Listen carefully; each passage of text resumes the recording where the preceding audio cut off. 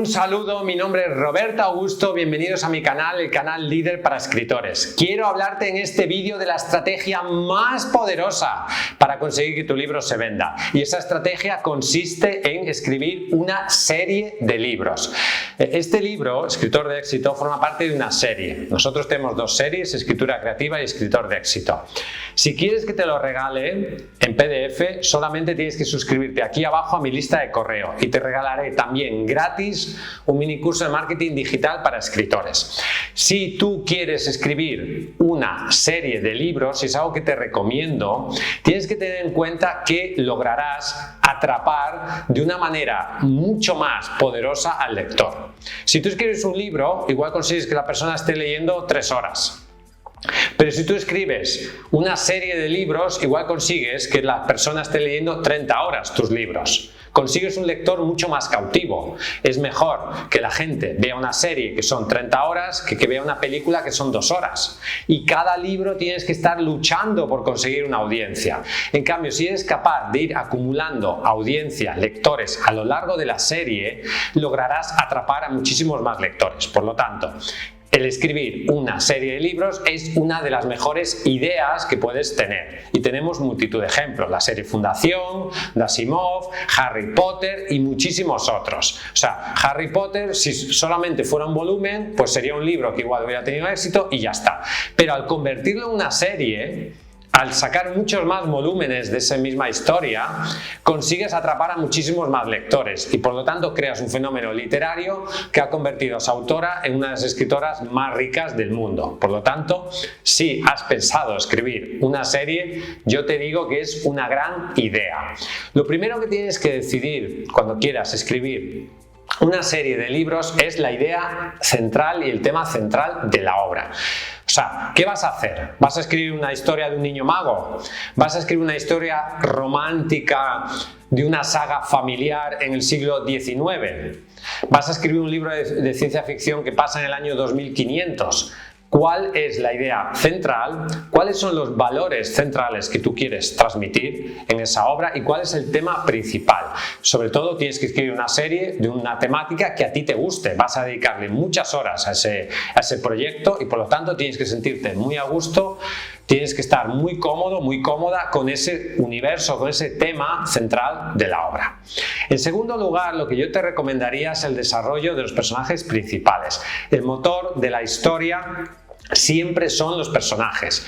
Cuanto mejor definidos estén los personajes, mayor profundidad tendrá esa obra. Grandes personajes literarios crean grandes obras literarias. Por lo tanto, todo el tiempo que tú dediques a definir, crear esos personajes será un tiempo bien empleado.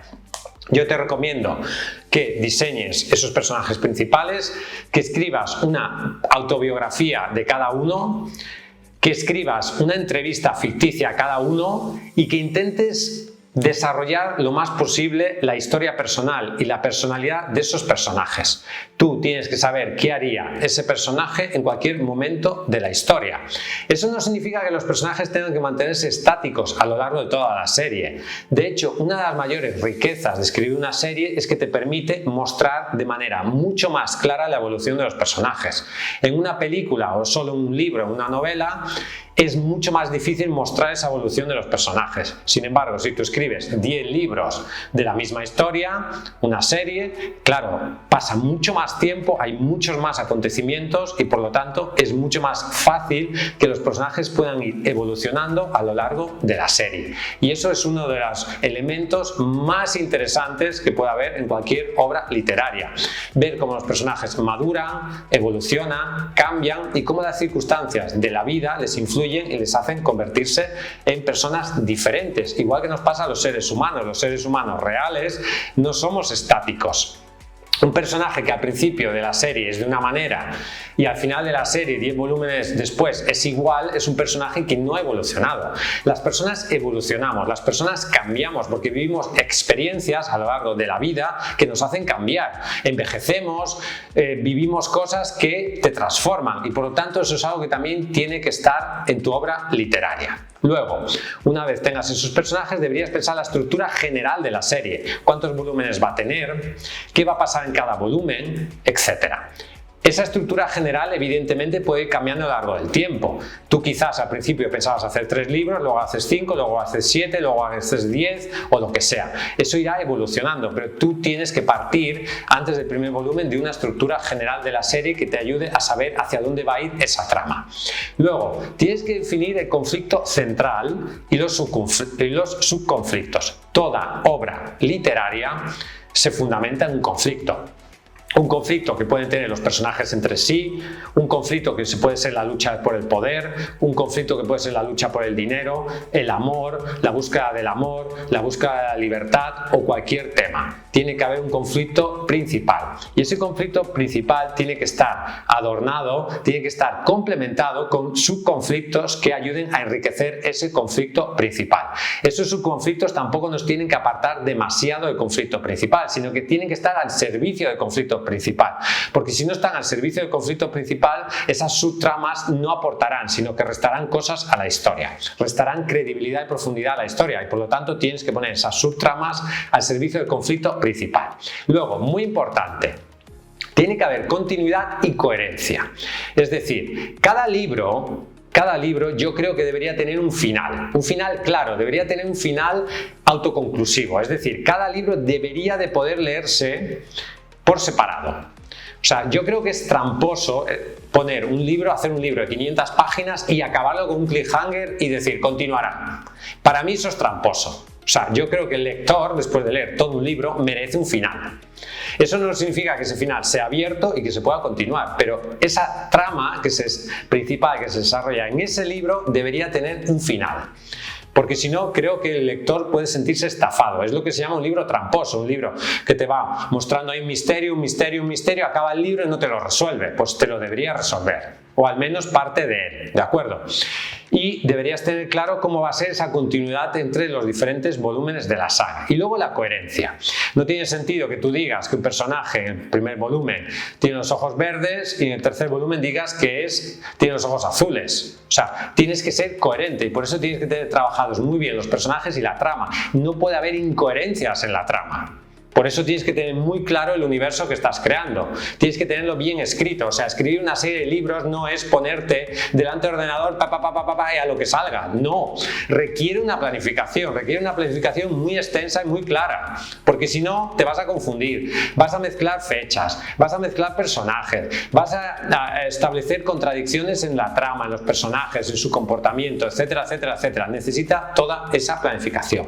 Luego, cada libro, como ya he dicho, tiene que tener su propio arco narrativo, es decir, introducción, desarrollo y desenlace. Y luego tiene que haber, sí, una trama general que una todos esos volúmenes de tu saga, pero tiene que haber necesariamente esa conclusión y ese desarrollo de una trama narrativa propia, ¿de acuerdo? Porque si no estarás engañando al lector.